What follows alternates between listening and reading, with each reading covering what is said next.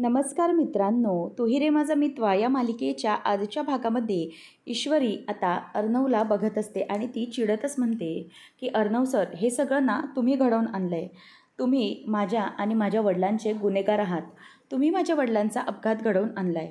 असं म्हटल्याबरोबर आता अर्णव तिच्याकडे बघतच राहतो. ईश्वरीने या गुन्ह्याचा पूर्णपणे आळ हा अर्णववर घेतलेला असतो. त्यामुळे अर्णवला आता धक्काच बसतो. नंतर तो तिथून निघून चाललेला असते आणि ती निघून जात असताना वल्लरी आता तिला ओरडायला जात असते. तेवढ्यातच ती काही तिचं ऐकून न घेता तिथून निघून जाते आणि अर्णव फक्त ईश्वरीकडे बघत राहतो, कारण त्याला काहीच कळत नसतं की हे सगळं कसं घडलं आहे. हा आरोप त्याच्यावर आलाय तरी कसा, हे त्याला काहीच कळत नाही. ईश्वरी आता तिथून निघून गेल्याबरोबर सगळेजण फक्त तिच्याकडे बघतच राहतात की ती अर्णवला बोलते, आणि जर सर माझ्या वडिलांना काही झालं ना तर मी तुम्हाला सोडणारच नाही. आणि तिच्या या वाक्यामुळे आता सगळेजण तिच्याकडे बघत राहतात. त्यानंतर आपल्याला पाहायला मिळतं की इकडे सुप्रिया तो व्हिडिओ बघते आणि ईश्वरी तिला तो व्हिडिओ दाखवते आणि म्हणते की आई, हे बघ हा व्हिडिओ. तेव्हा तिच्या पायाखालची जमीनच हादरते. सुप्रिया म्हणते की हा व्हिडिओ नक्की हे सगळं काय आहे, म्हणजे हा अपघात अर्णवने घडवून आणला आहे. या सगळ्यावर माझा विश्वासच बसत नाही आहे. त्यावर लगेच सुप्रियाला ईश्वरी म्हणते की आई, अगं हे सगळं त्यांनीच घडवून आणलं आहे. सबशेल हा सगळा व्हिडिओ दिसतोय बघ ना, आणि ती त्यांचीच गाडी आहे. तेव्हा मग सुप्रियाला आणखीनच धक्का बसतो की या सगळ्यावर मी विश्वास ठेवू की नको ठेवू असं झालं आहे मला. डोळे झाकपणे याच्यावर विश्वासही ठेवू शकत नाही आहे आणि या व्हिडिओला नाकारताही येत नाही आहे. खरंच माझा खूप गोंधळ उडाला आहे, काय करू मी. तेव्हा मग राकेश म्हणतो की एक मिनिट, अहो याच्यामध्ये गोंधळ उडण्यासारखं काहीच नाही आहे. आपल्याला आता या सगळ्या गोष्टींना एक नवं वळण द्यावं लागणार आहे. म्हणजे हे सगळं जे काही त्या अर्णवने केलं आहे ना, त्यामुळे त्याला काही झालं तरीही याची शिक्षा ही भोगावीच लागणार आहे. आणि मी तर सांगतो ना ईश्वरीजी, त्याला हे सगळं करायला भाग पाडलं आहे ना त्याने, मग आपणही मागे नाही हटायचं. त्यावर आता लगेच ती नम्रता म्हणते की पण मलाही कळत नाही आहे हे सगळं कसं आहे. माझाही खरंच आईसारखाच गोंधळ उडाला आहे. असं अर्णव सर कसं करू शकतात. तेव्हा ईश्वरी म्हणते की ताई, यामध्ये गोंधळ उडण्यासारखं काहीही नाही आहे. अगं हे सगळं जे काही केलं आहे ते अर्णव सरांनी केलं आहे. स्पष्ट दिसते त्याच्यामध्ये त्यांचा राग आहे, तो त्यांच्या या स्वभावावर हावी झाला आणि त्यांनी आपल्या बाबांचा अपघात घडवून आणला. इतकं सगळं सोपं सरळ आहे आणि त्यांनी त्यांची गाडी सरळ दिसते, म्हणूनच मला असं वाटतं आहे. तेव्हा मग राकेश पण आता लगेच ईश्वरीच्या होला हो करत म्हणतो की हो ना, म्हणजे आपल्याला माहीतच आहे ना तो माणूस कसा आहे, तापट डोक्याचा आहे. आणि आता तर त्याने कहरच केला नाही. आपण काकांना न्याय मिळवून दिलाच पाहिजे. मला असं वाटतं की आपण ना आता त्याची पोलीस कंप्लेंट करायला हवी. बस झालं, आता त्याला असं सोडायचं नाही आपण. तेव्हा मग सुप्रिया रडत असते. ती म्हणते की काय होऊन बसलं आहे, अर्णवसारखा मुलगा असं करेल असं मला खरंच एका बाजूने वाटत नाही आहे. तेव्हा आता राकेशला चीड येते. तो म्हणतो की आई, हे बघा, मला पण खरं तर खरं नाही वाटत आहे, परंतु काय करणार, हा व्हिडिओ त्याचं काय करणार आहोत आपण. यामधून स्पष्ट दिसून येतं आहे ना की हे सगळं त्या अर्णव राजे शिर्केने घडवून आणलं आहे आणि या घराचा जावई आणि काकांचा जावई म्हणून मला त्यांना न्याय मिळवून द्यायचा आहे. मला तर खूप इच्छा होते त्याला जाऊन खूप बडबडायची. तेव्हा मग ईश्वरी म्हणते की हो, मी तिथेच गेले होते, त्यांच्याकडे गेले आणि त्यांना काहीतरी सुनावून आली आहे, खरं खोटं केलं आहे त्यांच्यासमोर. त्यामुळे आता त्यांनाही गप्प बसावं लागले आणि या सगळ्या गोष्टींना मी अशा प्रकारे शांत कसून ट्रीट नाही करू शकत. मी पण त्यांना खूप आता खरी खोटी सुनावून आली आहे. तेव्हा मग आता राकेश म्हणतो की ईश्वरीजी, अहो फक्त सुनावून काहीही होणार नाही आहे. आपल्याला त्याच्या विरोधामध्ये स्ट्रिक्ट ॲक्शन घ्यावी लागणार आहे. आपल्याला हे सगळं बघावं लागणार आहे. काही झालं तरी त्याच्या विरोधात कंप्लेंट करावीच लागेल, असं राकेश आता त्यांना भडकवतो. नंतर अर्णव हा त्याच्या रूममध्ये असतो. हे सगळं काय घडतं आहे हे त्याला खरं तर कळतच नसतं. तेवढ्यातच तिथे आता मामा येतो आणि म्हणतो की अर्णव, अरे हे काय चाललं आहे सगळं. तेव्हा मामाला अर्णव सांगतो की हे सगळं ना तो राजेश करतो आहे, मला माहिती आहे हे सगळं त्यानेच घडवून आणलं आहे. तेव्हा मग आता अर्णव आता खूप वैतागत असतो. ती तिथेच बसून असते आणि अंजलीलाही खूप टेन्शन असतं. वल्लरी म्हणते की अंजली, मी तुला सांगितलं होतं ना, अगं ही ना ईश्वरी खूप बरोबर मुलगी नाही आहे. म्हणजे तुम्हाला सगळ्यांना असं वाटत होतं की ती चांगली आहे, परंतु मीच एकटी अशी होते जी पहिल्या दिवसापासून ती घरी आले तेव्हापासून मला असं वाटत होतं की ती मुलगी आपलं घर उद्ध्वस्त करणारच, आणि आता तुम्ही त्याचे परिणामही बघायला सुरुवात केली आहे ना, हे सगळं ती करते. त्यावेळेला मग आता लगेच हे ऐकल्यानंतर राकेश म्हणतो की मामी, खरं तर तुमचं म्हणणं योग्यच वाटतं आहे, कारण हे जे काही घडतं आहे ना त्यामुळे खूप मोठा प्रॉब्लेम होऊ शकतो. त्या सगळ्याचा अर्थ दुसरीकडे कुठेतरी वळूच शकतो. असं आता म्हटल्याबरोबर अंजली म्हणते की अहो, आपल्याला काहीतरी करता येणार नाही का? म्हणजे या सगळ्या गोष्टी कुठपर्यंत जातील? तेव्हा लगेच राकेश येतो आणि अर्णवच्या खांद्यावर हात ठेवतो. ते अर्णवला आवडत नाही. पटकन राकेश हात बाजूला घेतो आणि म्हणतो की बरं अर्णव, आपण करूया काहीतरी, तू नको काळजी करूस. परंतु वकिली हिशोबानुसार काय आहे ना, की अर्णवच्या बाबतीत काहीही होऊ शकतं. त्याला राकेश बोलतो की मला सांग, ज्या दिवशी ॲक्सिडेंट झालेला ना अर्णव, त्या दिवशी मी तर बँगलोरला होतो, परंतु त्यावेळेला तू कुठे होतास? पण खरं तर हे सगळं घडलं तेव्हा तू तिथे होतास का? तुझी गाडी कुठे होती किंवा तू कुठे होतास का? असा प्रश्न आता तो त्याला विचारतो. आणि त्याला म्हणतो की खरं बघायला गेलं तर तू कुठे होतास हे जर तू व्यवस्थितपणे सांगू शकलास ना, तरच याच्यातून काहीतरी होऊ शकतं. तू नको काळजी करूस, मी आहे ना. मी या सगळ्यामधून तुला सोडवण्याचा नक्की प्रयत्न करेन. अजिबात घाबरू नकोस. परंतु एक गोष्ट नक्की अशी, की या सगळ्यामध्ये जर तू दोषी आढळलास किंवा काही तुझ्या विरोधात हे पुरावे पोलिसांनी पाहिलं, कोणी पोलीस कंप्लेंट केली, तर तुला अरेस्टही होऊ शकते. असं म्हटल्यावर आता सगळ्यांना धक्का बसतो. आणि त्यावर वल्लरी म्हणते की काय, अरेस्ट जावे बापू? तेव्हा मग तो म्हणतो की हो. त्याच वेळेला अर्णवला आठवतं, ईश्वरीने मेसेज केलेला असतो, मला तुमच्याशी खूप जरुरी बोलायचं आहे, त्यामुळे प्लीज तुम्ही सकाळी मी पाठवलेल्या पत्त्यावरती या. आता अर्णवला आठवतं की तो गाडी घेऊन ईश्वरीने सांगितलेल्या त्या पत्त्यावर पोचलेला असतो, परंतु अजूनही ईश्वरी तिथे पोचलेलीच नसते. असं आता अर्णवला समजतं आणि त्याच वेळेला अर्णव तिथून रागाने निघून जातो. मग त्यावर राकेश विचारतो की अर्णव, सांग ना, नक्की काय आहे? कशाबद्दल विचार करतोयस तू? अरे, जेव्हा अपघात झाला त्यावेळेला तू कुठे होतास? मला खरंच कळत नाही आहे. म्हणजे त्या गोष्टी आठवण्याचा तू प्रयत्न कर, तरच तू यामधून नक्कीच सुटू शकशील, असं तो त्याला सांगतो. मग आकाश तेवढ्यात बोलतो आठवून की मला ना आठवतंय जिजू, की ज्यावेळेला मला फोन आला होता ना नम्रताचा, की ईश्वरीच्या बाबांचा ॲक्सिडेंट झाला आहे, तेव्हा दादा कुठून तरी घाईघाईने घरी आला होता आणि मी त्याला ॲक्सिडेंटबद्दल सांगण्याचा प्रयत्न केला, परंतु त्याने माझं ऐकलं पण नव्हतं. त्यावेळेला मग आता हे ऐकल्यावर मामा म्हणतो की अरे आकाश, पण याचा अर्थ असा होतो का की अर्णव रागाने कुठून तरी घाईघाईने आला आहे आणि त्याने अपघातच करून आला असेल, असा त्याचा अर्थ होतो का? त्यावेळेला मग आता राकेश म्हणतो की नाही, अर्थ तर तसा होत नाही, परंतु समोरचा समजणारा तसं समजू शकतो. आणि मामा, तुम्ही उगीचच आकाशला कशाला बोलून दाखवताय? त्याच्यावर का चिडताय? तो तर बिचारा फक्त जे घडलंय ते सांगतोय आठवून, बाकी काही नाही. मला तर असं वाटतंय ना की अर्णवच्या बाबतीत कुठलाही ऑप्शन दिसत नाही आहे. कारण अर्णव त्यावेळेला कुठे होता, काय होता, या सगळ्या गोष्टी मॅटर करतात. आणि जर पोलिसांपर्यंत हा व्हिडिओ आणि ती चौकशी गेली आणि समजा कोणी त्यांच्याबद्दल कंप्लेंट केली, तर मात्र काहीच खरं नाही. अर्णवला अरेस्ट पण होऊ शकते. आणि हे ऐकल्यानंतर आता सगळ्यांना धक्का बसतो. अंजली पण म्हणते की काय, अहो काय बोलताय तुम्ही, हे आपल्या चिंटूला अरेस्ट होईल? तेव्हा मग तो म्हणतो की हो, आता काहीच करू शकणार नाही, कारण या सगळ्या गोष्टी ह्या खूप थराल्या गेलेल्या आहेत.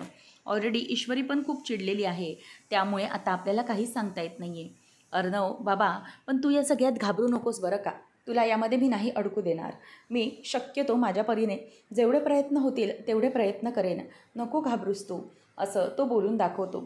त्यावेळेला मग आता लगेचच मामा म्हणतो की नाही, हे सगळं अर्णवच्या गाडीने झालं आहे, याचा अर्थ असा होणार नाही आहे की अर्णवला अरेस्ट होईल. काही झालं तरीही तो या सगळ्या गोष्टीमधून नक्कीच सुटू शकतो. अर्णव म्हणतो की आय डोंट केअर, कारण यामध्ये मी काहीही केलेलं नाही आहे आणि मी कोणालाही घाबरत नाही. परंतु राकेश ज्या प्रकारे त्याचं खोटं सांत्वन करण्याचा प्रयत्न करत असतो, त्या प्रकारेच आता इथे अर्णवला त्याचा खूप राग आलेला असतो. आणि तो अर्णवला म्हणतो की जर त्या ईश्वरीने जर कंप्लेंट केली तर प्रॉब्लेम होऊ शकतो. आणि असं म्हटल्याबरोबर इथे आता अर्णव हा आतमध्ये निघून जातो. त्याला अंजली चिंटू चिंटू असा आवाज देते, परंतु तो काही तिथे थांबत नाही, तो निघून जातो. आणि त्यानंतर मग आता इथे राकेशला मामा रागाने बघत असतो, कारण त्याला त्याचा मनसुबा हा नक्कीच माहीत असतो की हे सगळं राकेशनेच केलं आहे. अंजलीला बिचारीला चिंता वाटू लागते भावाची आणि ती तिथेच बसते. आणि मग त्याचबरोबर राकेश स्वतः बोलायला लागतो मनातून की अरे वा, चला चांगलंच झालं, म्हणजे काल मी कंप्लेंट करण्याचं सांगितलं नाही ईश्वरीला, कारण काय ना, आज तो लगेच बेलवर सुटला असता. पण जर समजा मी आज सांगितलं तर उद्या 2 दिवस कोर्ट बंद, शनिवार आणि रविवार. मग काय, अर्णवला 2 दिवस जेलमध्ये काढावेच लागणार. वा, खरंच राकेश, आज ना मी स्वतः तुझा फॅन झालो आहे, भारी असं म्हणून तो स्वतःचंच कौतुक करत असतो. त्यानंतर मग आता ईश्वरी इथे कंप्लेंट करण्यासाठी पोलीस स्टेशनमध्ये आलेली असते. इन्स्पेक्टर म्हणतात की अहो तुम्ही काय बोलताय, तुम्हाला तरी कळतं आहे का, अर्णव राजे शिर्केंबद्दल बोलताय तुम्ही. तेव्हा मग आत्या म्हणते की हो त्यांच्याबद्दलच बोलतो आहे. तेव्हा मग त्यांनी असं केले असं वाटतंय असं इन्स्पेक्टर विचारतात. तेव्हा ईश्वरी म्हणते की हो सर त्यांनीच केलं आहे असंच वाटतंय कशाला, आमच्याकडे त्याच्याबद्दल पुरावा आहे. हा बघा या व्हिडिओमधून स्पष्ट दिसत आहे की अर्णव राजे शिर्के यांचीच गाडी आहे, ही त्यांच्याच गाडीची नंबर प्लेट आहे आणि त्यांच्याच गाडीतून कोणीतरी उडवले, म्हणजेच अर्णव राजे शिर्केंनी स्वतः अपघात केला आहे. आणि हा जो काही घातपात घडवून आणला आहे तो माझ्या वडिलांनी फक्त त्यांच्या कानाखाली मारली या जोरावर घडवून आणला आहे, म्हणजे त्यांच्या या इगोपायी त्यांनी हा अपघात घडवून आणला आहे. त्यामुळे काही झालं तरीही आम्हाला इतकंच वाटतं आहे की त्यांनी सुटता कामा नये. तेव्हा मग आता पोलिसांना ती तो व्हिडिओ दाखवून झालेली असते. तेव्हा व्हिडिओमध्ये ती म्हणते की बघा सर, माझे बाबा इथे रस्त्यावर उभे आहेत आणि अर्णव सरांची गाडी ही त्यांना ढकलून जाते, पण तुम्ही काय केलं तरी FIR नोंदवून घ्या सर, कारण आम्हाला चौकशी व्हायलाच हवी आहे आणि त्यांना गुन्हा असेल तर तो त्यांना अरेस्ट व्हायलाच हवी. तेव्हा मग इन्स्पेक्टर म्हणतात की ठीक आहे, सध्या मी तुमची जी कंप्लेंट आहे ती नोंदवून घेत आहे. नंतर अर्णव हा त्याच्या रूममध्ये असतो आणि सारख्या त्याच बातम्या TV वर झळकत असतात की सुप्रसिद्ध उद्योगपती अर्णव राजे शिर्के यांनी संजय देसाई या साध्या माणसाला अपमानाच्या बळावरती अपघात केला आहे, म्हणजेच त्यांनी कानाखाली वाजवल्याचा राग हा गाडीने उडवून त्यांनी काढला आहे आणि अर्णव राजे शिर्केंनीच हे घडवून आणलं आहे. हा व्हिडिओ आपल्यासमोर आलेला आहे. असं आता अर्णव सारखं तिथेच बघत असतो आणि त्याला या सगळ्याची खूप चीड येत असते. अर्णवने हे काही केलेलं नसताना अचानक हे काय झालं आहे, तेवढ्यातच मामा येतो आणि म्हणतो की अर्णव, अरे हे काय चाललं आहे सगळं, मला खरंच कळत नाही आहे. अरे हे जे सगळं काही घडतं आहे ना, ते प्रकरण मीडियावाल्यांनी पण उचलून धरलं आहे. सगळीकडे नुसती तुझ्या नावाने बोंबाबोंब सुरू आहे. खरंच काय करायचं काहीच कळत नाही आहे. शिवाय या सगळ्या गोष्टींचा खूप मोठा धक्का बसलेला आहे आणि ईश्वरी ती पण पोलिसांमध्ये तुझी कंप्लेंट करण्यासाठी गेलेली आहे. खरंच अर्णव, आता मला असं वाटतं आहे की तू शांत राहावंस, कोणत्याही प्रकारचा चुकीचा निर्णय तू घेऊ नकोस आणि तू कुठेही जाऊ नकोस. तेव्हा मग अर्णव म्हणतो की नाही मामा, हे सगळं जे काही घडतं आहे ना ते तो राजेश घडवतो आहे आणि हे सगळं तो घडवण्यामागे त्याचा एकच हेतू आहे, तो म्हणजे की मला कायमचं बाजूला करणं, परंतु मी त्याच्या या गोष्टींना बदणार नाही आहे. तेव्हा आता लगेच मामा म्हणतो की अरे अर्णव, पण तुला कळतं आहे का, बघ इथे TV वर काय दाखवत आहेत ते, अरे तुझं नाव सगळीकडे बदनाम केलं आहे, हे सगळं तूच केलं आहे आणि तुझीच गाडी आहे, तुझ्याच गाडीचा नंबर प्लेट आहे, हे सगळीकडे शो होतं आहे. त्यामुळे तू प्लीज या सगळ्या गोष्टींपासून लांब राहा, नको करूस हे सगळं. तेव्हा अर्णव म्हणतो की नाही मामा, अजिबात नाही, आय डोंट केअर काय होईल ते, परंतु मी माझी बाजू मी सिंदूरला पटवून देणार. मला तिला सांगायचं आहे की हे जे सगळं ती बोलते करते ते खूप चुकीचं आहे. मी असं काहीही करेन का, असा प्रश्न मी तिला समोरून विचारेन, मग तिचं उत्तर मला बघायचं आहे. अर्णवला आता मामा थांबवतो. अर्णव थांबत नाही म्हणून तो त्याचा हात मागे खेचतो आणि म्हणतो की अर्णव, अरे प्लीज बघ बाहेर काय चाललं आहे ते, अशा परिस्थितीत तू जर तिथे बाहेर पडलास तर मात्र प्रॉब्लेम होऊ शकतो, त्यामुळे तू प्लीज असं करू नकोस. काहीही झालं तरीही आता शांत राहा प्लीज, घरात बस, कारण जर तू बाहेर पडलास तर त्या गोष्टी आणखी चिघळू शकतात आणि ईश्वरी पोलिसांना कंप्लेंट करायला गेली तर पोलिसही अरेस्ट करू शकतात. त्यामुळे आपण आपल्या चांगल्या वकिलाशी बोलूया. मी म्हणतोय की वकील साहेबांना घरीच बोलावून घेऊया, नंतर मग आपण पुढे बघूया काय करायचं. त्यावर अर्णव म्हणतो की नाही मामा, मी ना असं हातावर हात धरून शांत बसू शकणार नाही, कारण मी सिंदूरवर माझं मनापासून प्रेम आहे आणि मी हे तिला अगदी मनापासून पटवून देईन की हे जे काही घडलं आहे हे मी घडवून आणलं नाही. मी तिला विचारेन, सरळ विचारेन की तुला खरंच असं वाटतं आहे का की हे सगळं मी घडवून आणू शकतो, आणि जर माझं प्रेम खरं असेल तर ती ते समजून घेईल, माझी गोष्ट जी आहे ती तिला समजेल, पटेल, आणि म्हणूनच मला ते सगळं समजवायचं आहे. मामा मला एक गोष्ट कळत नाही आहे, तो हे सगळं राकेश घडवून आणतो आहे आणि जर तो राजेश खोटारडा आहे तर तो हे सगळं करताना घाबरत नाही आहे, तर माझी बाजू तर सत्याची आहे, मग मी कशाला घाबरायला हवं आहे. नाही, मी कोणालाही घाबरणार नाही. जर मी काही केलं नाही तर मला कोणालाही घाबरण्याची अजिबातच गरज नाही, समजले मामा. म्हणून आता मी जातो पोलीस स्टेशनमध्ये आणि मी मिस इंदोरला समोरासमोर उभं राहून विचारतो, तिला विचारतो सरळ की तुला खरंच असं वाटतं आहे की तुझ्या बाबांनी मला कानाखाली वाजवली, याचा बदला घेण्यासाठी तुझ्या बाबांचा मी ॲक्सिडेंट घडवून आणला आहे. नाही मामा, मला निघालंच पाहिजे, घरात बसलो तर मी दोषी साबित होईन, त्यामुळे मला निघायचं आहे. असं म्हणून आता अर्णव आणि मामा दोघंही निघतात. तर इथे राकेश हा खूपच जास्त आनंदात असतो. तो म्हणतो की हे बघ, तुझ्या लक्षात आलं आहे ना तुला काय करायचं आहे ते, असं म्हणून तो त्याच्या माणसाला म्हणतो की हे बघ, हे तुझ्या कामाचे पैसे आहेत. तुझं काम आहे ना ते अगदी चोख व्यवस्थित झालं पाहिजे. होईल ना सगळं सांगितलं आहे जसंच्या तसं? तेव्हा मग तो म्हणतो की हो साहेब, नका चिंता करू, सगळं जसंच्या तसं होईल, अजिबात घाबरण्याची गरज नाही आहे. आणि त्यावेळेला मग राकेश म्हणतो की हे घे, हे तुझ्या कामाचे पैसे आणि तुझे बाकीची जी माणसं आहेत ना त्यांना पण सगळं व्यवस्थित समजावून सांग की काय करायचं आणि काय नाही. सगळ्या गोष्टी अगदी परफेक्टली झाल्या पाहिजेत, असं आता ती बोलून दाखवतात. नंतर राकेश हा आनंदात असतो कारण आता अर्णवला अटक होणार असते. त्यानंतर आपल्याला पाहायला मिळतं की सगळे मीडियावाले हे पोलीस स्टेशनच्या बाहेर असतात. कारण ही सगळी माणसं मॅनेज केलेली असतात ती राकेशने. आणि त्याचबरोबर अर्णवची तिथे गाडी आलेली असते. आणि गाडी आल्याबरोबर सगळे त्याच्या बाजूने घोळका करतात आणि म्हणतात की हे बघा, अर्णव राजे शिर्के. आणि मग त्यांना प्रश्न विचारतात की सर सर प्लीज तुम्ही आम्हाला सांगा की हे सगळं तुम्ही का घडवून आणलं आहे? तुम्ही हे सगळं इतका मोठ्या थराला जाऊन का बरं घडवून आणलं आहे? जो काही अपघाताचा व्हिडिओ समोर आला आहे तो खरा आहे का? आणि संजय देसाईसारख्या सामान्य माणसाला तुम्ही उडवलं आहे का तुमच्या गाडीने? नक्की हे सगळं काय घडवून आणलं आहे?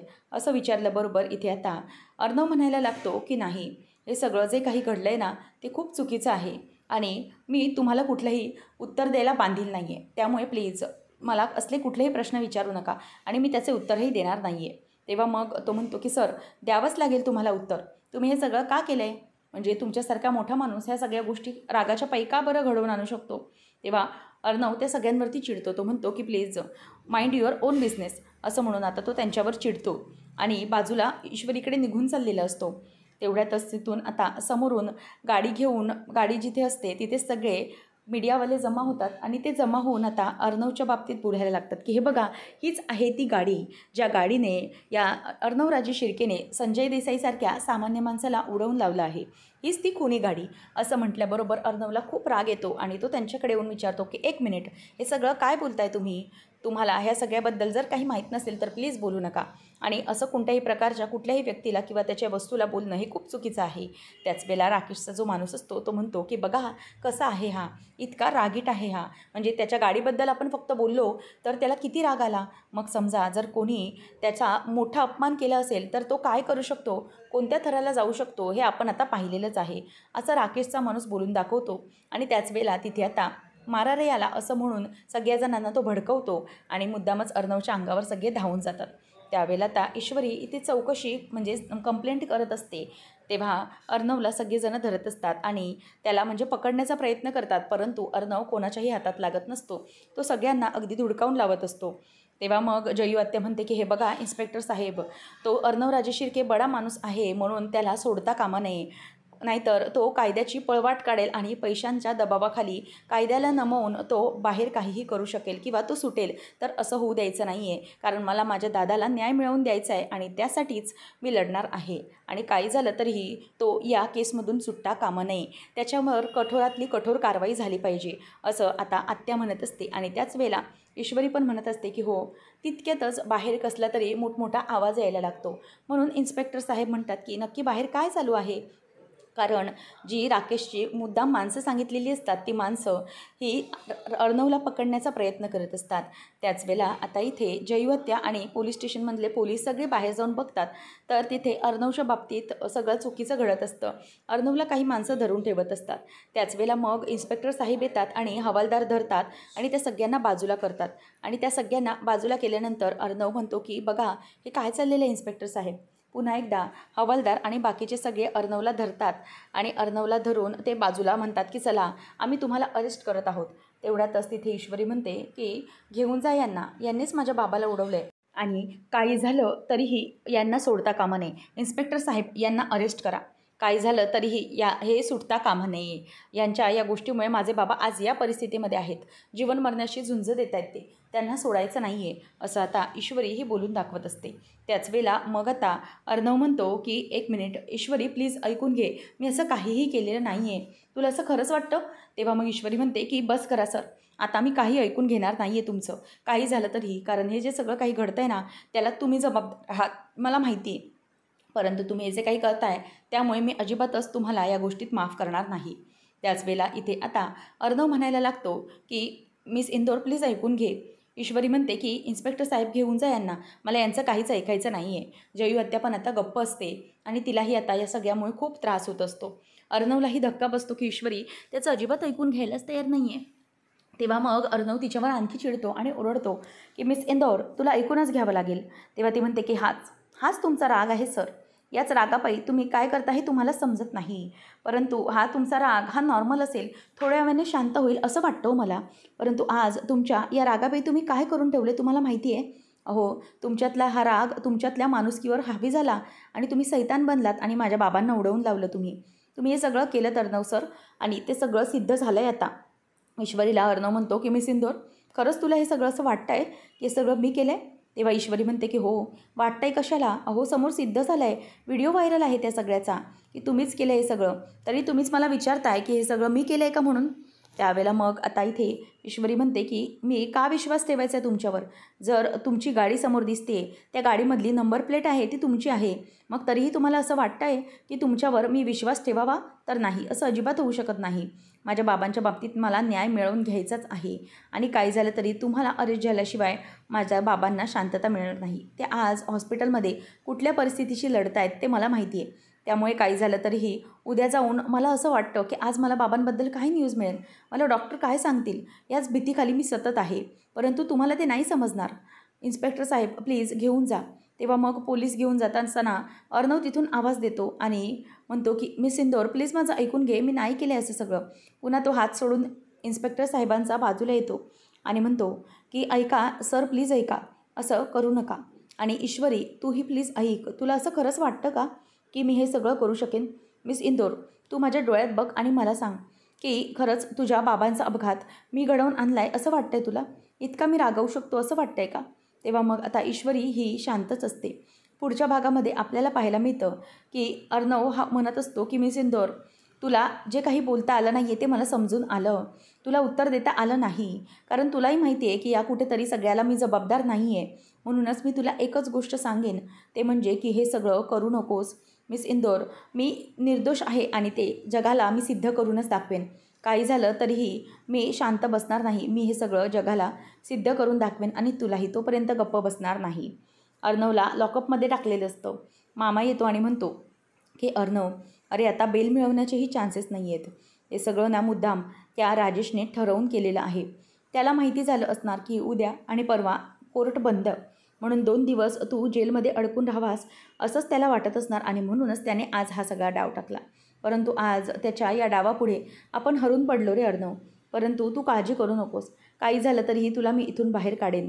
तेव्हा मग आता ईश्वरी ही म्हणत असते की नाही, बाबांना मी काही होऊ देणार नाही आणि अर्णव सरांनाही मी या सगळ्यामध्ये अडकवल्याशिवाय शांत बसणार नाही.